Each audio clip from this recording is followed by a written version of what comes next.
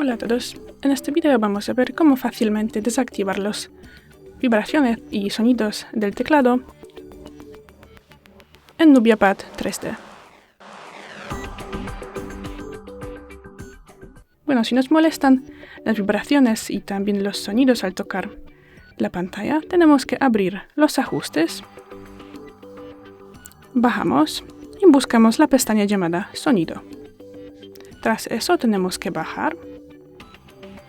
Y bueno, como los primeros aquí vamos a tener sonidos al tocar y simplemente desmarcamos aquí esta opción y también tenemos que hacerlo aquí con vibración al tocar la pantalla.